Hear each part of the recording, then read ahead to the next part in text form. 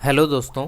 पहले तो आप सभी को दीपावली की हार्दिक शुभकामनाएं। Happy Deepavali to you all. माँ लक्ष्मी आपके घर में सदाई वास करें। आज हम जिस स्टॉक की बात कर रहे हैं वो कुछ दिनों से आपको लगातार लोअर सर्किट में देखने को मिल रहा था और आज वो लोअर सर्किट से हट चुका है।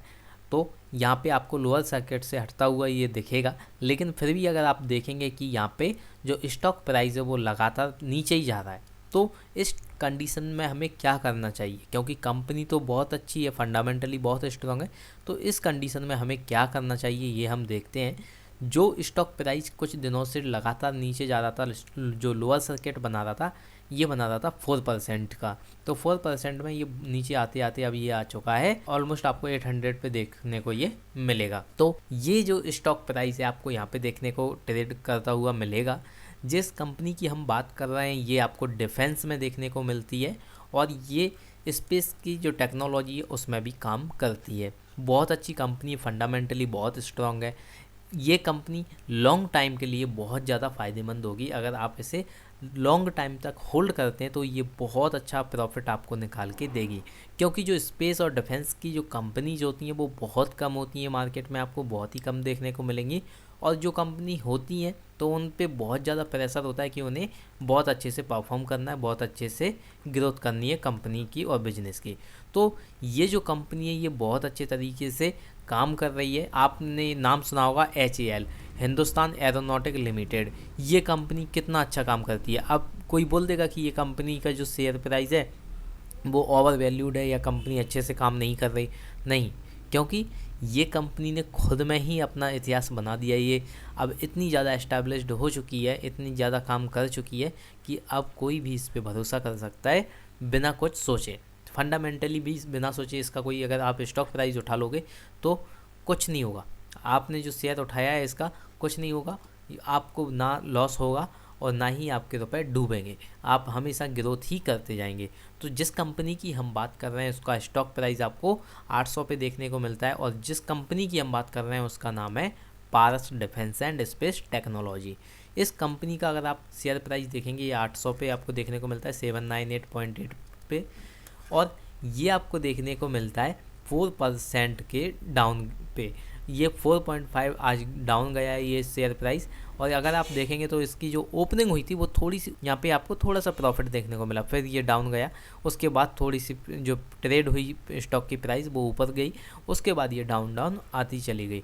तो आप यहाँ पे देखेंगे कि जो लोअर सर्किट है वो तो हट चुका है। यहाँ पे आप, अगर मैं आपको दिखाऊँ 5 दिन का, देखिए ये देखिए लोअर सर्किट ये 1200 से लगना स्टार्ट हुआ था और ये कहाँ तक आ गया, ये आ गया 836 तक।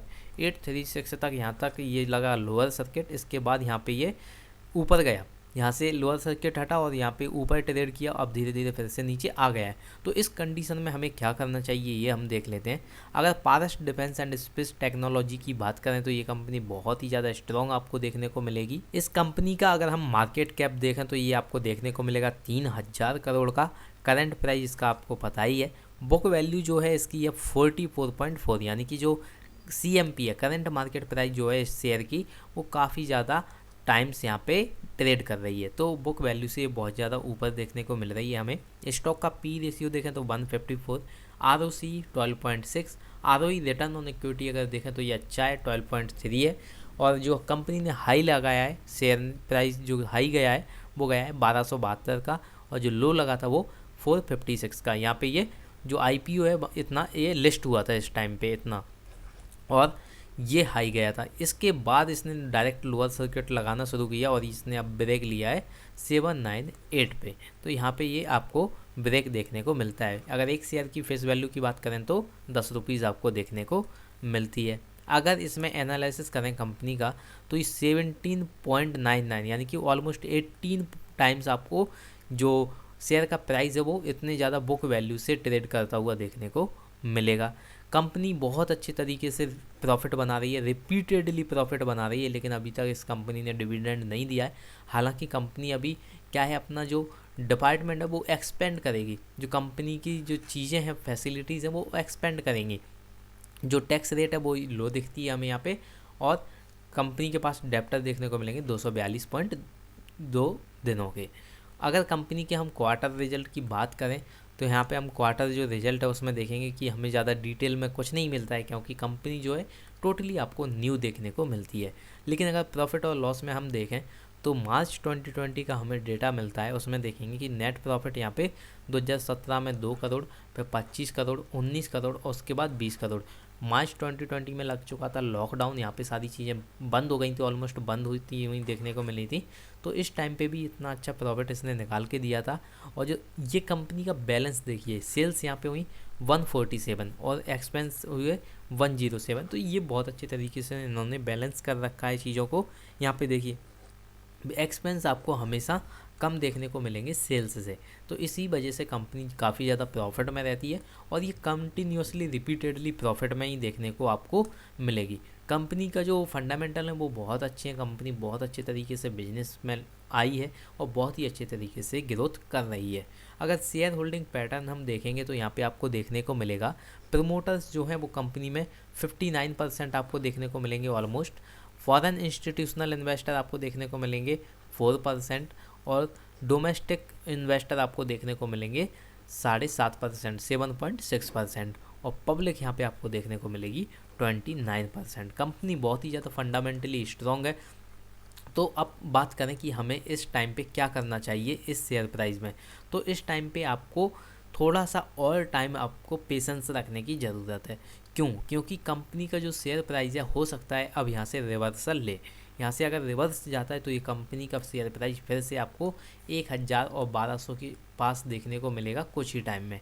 क्योंकि पहले क्या हुआ, जो लोगों ने शेयर खरीदा उसके बाद इन्होंने लगातार प्रॉफिट बुकिंग स्टार्ट कर दी और इतनी ज़्यादा प्रॉफिट बुकिंग हो गई कि जो शेयर प्राइस है वो लोअर सर्किट में चला गया। और लोअर सर्किट लगने के बाद लोग घबरा गए कि ये कैसे चला गया।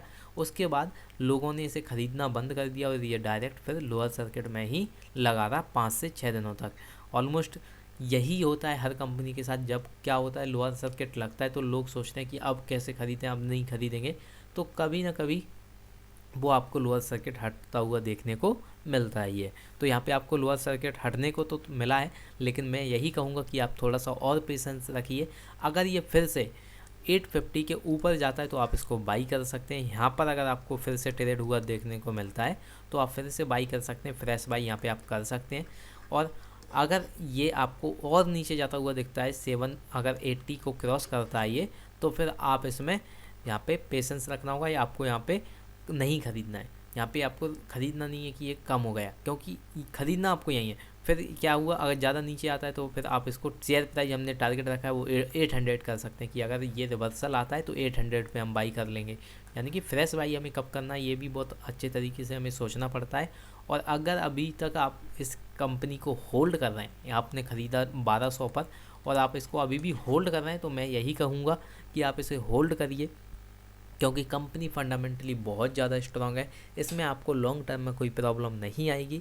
अगर आपने शॉर्ट टर्म के लिए ख़रीदा था और आप यहाँ पे फंस चुके थे लोअर सर्किट में, तो ये तो देखिए कभी कभी होता है किसी कंपनी में कि इतना ज़्यादा लोअर सर्किट लग जाए। और मेरे हिसाब से तो पारस डिफेंस और स्पेस टेक्नोलॉजी ऐसी कंपनी मुझे देखने को मिली कि लगातार जो शेयर प्राइस है वो बार बार लोअर सर्किट की वजह से बहुत नीचे आ गया।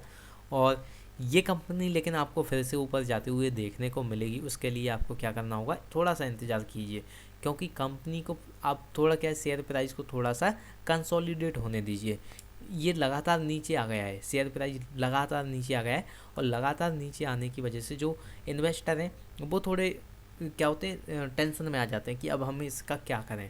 जो रिटेलर्स होते हैं वो तो और ही ज़्यादा प्रॉब्लम में आ जाते हैं कि अब हम इसे निकाल देते हैं क्योंकि ये लोअर सर्किट से हट चुका है। तो आपको ऐसा नहीं करना है। ये करने का मतलब क्या हुआ कि आप ऑलरेडी लॉस में तो हो ही, और हो सकता है आप प्रॉफिट में जा पाओ उसके पहले ही आप निकल जाओ।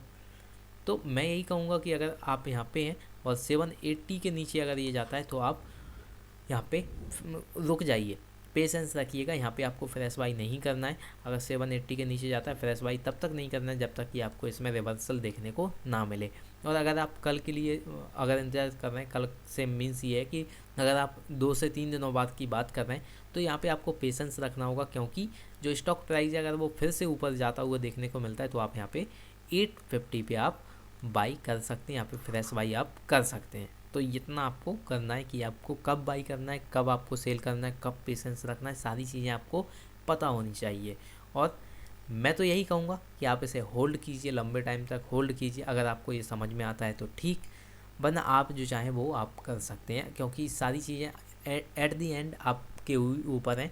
तो जो भी आप डिसीजन लेते हैं अच्छे से लीजिए, और ये कंपनी का जो फंडामेंटल है वो आपको बहुत ही ज़्यादा स्ट्रॉन्ग देखने को मिलेंगे। सो ये रहा सारा detailed analysis of forest defence and space technology limited के बारे में कि अब आपको क्या करना है।